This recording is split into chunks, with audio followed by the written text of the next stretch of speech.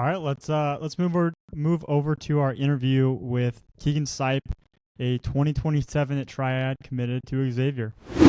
All right, well, we are very pumped to have Keegan Seipp on the podcast today. Keegan, we've been a longtime fan of yours. You've been around the prep baseball Illinois system here for a while, ever since the junior future games. Ended up playing at the future games with us last summer. You go to Triad. You are a 2027 grad. You are currently, just looking at the rankings, you're our number one first baseman in the system.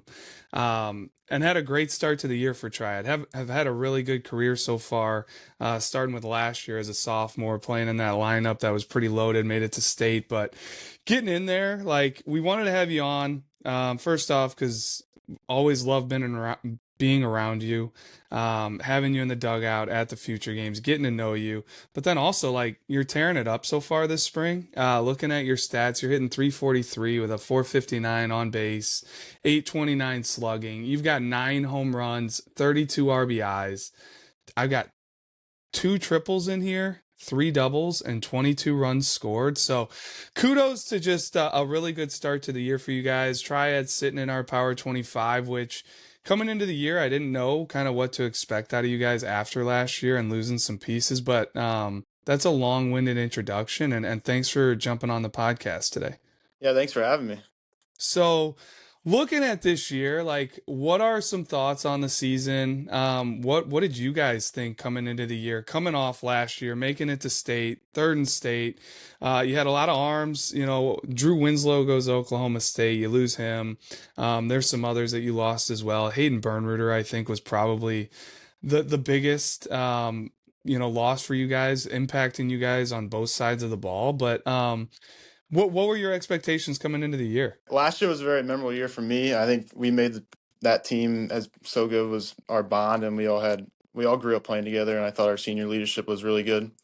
I thought everybody's work ethic last year was great too as well. I mean, it all started with the seniors and stuff like that. But this year's group is very similar. I think we had a lot of old guys that have been through like a deep playoff run, as well as some young guys that are ready to like step up and play. I'm always taken back by these teams that make a state run. It's one and done in the playoffs. And I don't know if there's a certain game that you can think back to of like last year in your run to state, if there was like one game where you guys were behind, or made like a late game push, or maybe had to hold a lead late to survive in advance. But is there any games that kind of stick out to you on your run to state or even at state? Yeah, I would say Masuda in the sectional final, I think it was. It was like a tie game, went 9 innings, had a triple play. It was just a crazy game, crazy atmosphere. A lot of people were there. So, yeah, I think that game really solidified us to like make a run, I guess. Yeah, there's almost always one game that's like that, I feel like, for every team that makes it to state. Were there any takeaways you had from state, like playing in that environment? Good, bad, indifferent? Any learning lessons coming off of that? Yeah, I thought it was a lot of learning lessons. I mean, just playing against the best guys in the state, best teams in the state, obviously was very hard to. I mean, it was hard. I mean, but yeah, I thought it was really fun. Seeing all like the people there, all the Chicago schools bring all their people out there was really cool. Well, Pete, I'm going to turn this over to you because you've got a question here lined up about hitting. Keegan, we mentioned it coming in. You started off the year red hot and leaving the yard a bunch. I know for a while you were leading the entire St. Louis area in home runs. 9 home runs at this juncture of the season is a bunch of home runs. You're probably close to leading the state, but Pete, get in there. Yeah, no, thanks. I mean, you had to have been the Kickoff Classic MVP. Literally, all 3, Drew, myself, and I believe it was Tyler. Yeah. We all saw you homer in front of us in like 3 days in a row, so that was pretty cool. But I would just love to know like your hitting philosophy. Like, what are you trying to do up there? What are your like swing thoughts? Just like take me through an at bat. Like, what is kind of your process there?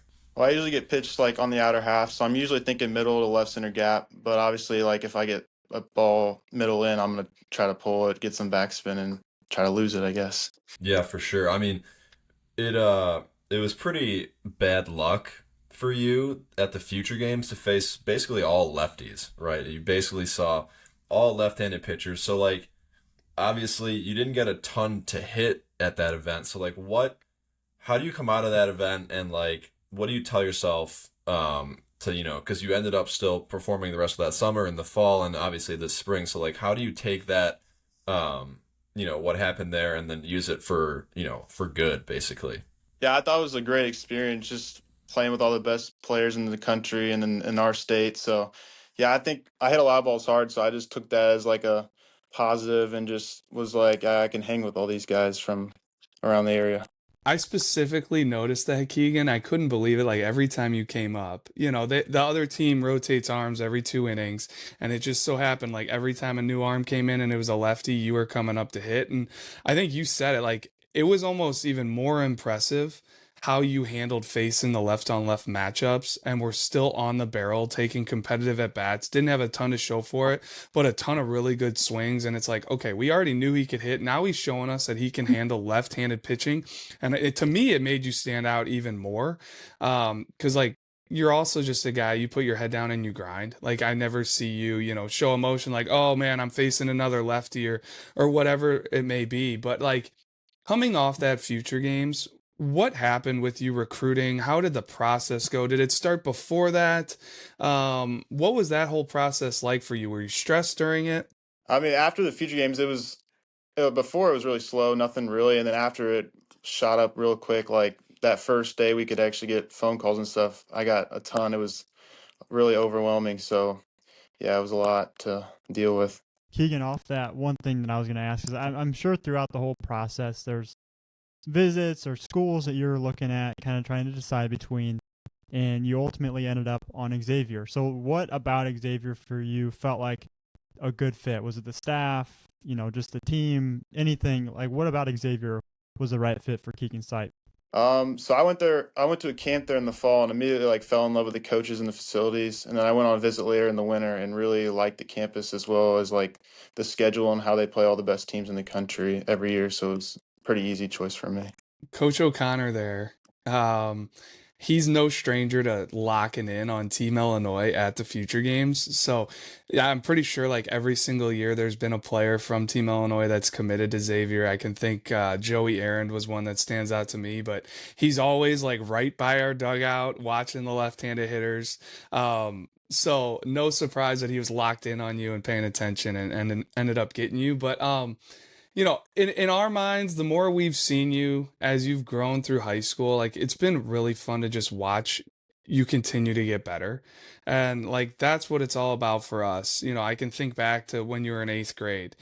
You continue to get more athletic. You've got really, really good bat to ball skills that go along with like all field power. And you mentioned like your approach at the plate to Pete about how you're thinking middle away, using the whole field. And if they throw it in or whatever, like you're not afraid to turn on it. But you're committed now. You're hitting in the middle of this Triad lineup. I'm sure teams are, pitching you difficult, pitching you backwards, not trying to not let you beat them. But just in general, looking at yourself as a baseball prospect, getting to where you want to be, like, what are some goals for you? What are some things you're trying to accomplish here these next 2 seasons, finishing out here your junior year, going into your senior year to be ready for that next level, whatever it is when the time calls? So yeah, I've obviously wanted to get back to state and win state. That's obviously always been a goal for me. And I also want to set the home run record at Triad here, which is always great, but I'm one away, so I need to. I was just gonna ask, yeah, what is that? It was Yeah, 9, so I set it at 9, and then I need to one more to break it. we didn't mention this or anything, but you have a twin brother, Yeah. Cannon, that plays, as well. So like how instrumental is, having that twin brother coming up in a baseball family? Like your dad was a college baseball player. I'm guessing he's, raised you as a baseball player ever since you were born and teaching you everything he knows. But like feeding off each other, working out together, how instrumental is your brother in this whole ordeal as well? He's been a big part of it. I would say just having another person there that can flip me balls and we can hit together. I can point some things out to him. He can point some things out to me that he sees.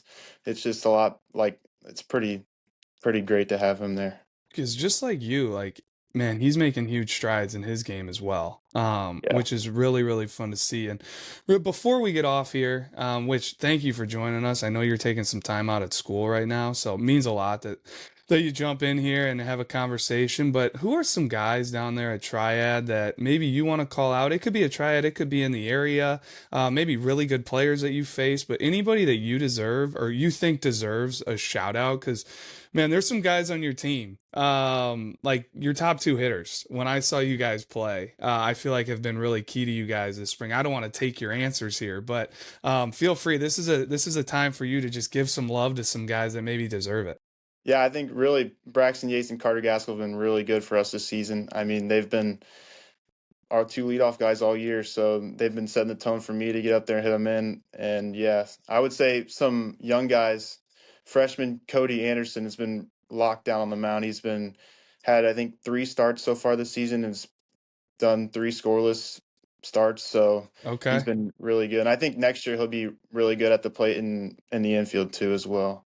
I would say probably Lane Summers and Nolan Miller, 2 sophomores. Nolan Miller's an outfielder, and Lane Summers a catcher. They're 2 physical bats, really athletic, and really strong kids. So I think they'll help us next year as well. I love it, Keegan, and thank you for taking the time out today and talking to us. I mean, you're a guy that we're going to continue to track, and being down there at Triad, like, we're going to have to get out there and see you guys again coming up. Are there any big late season matchups that you're excited about before playoffs start? I think next week we have 2 games against Mosquitoes. Those are going to be big games for us, so it's always a rivalry there.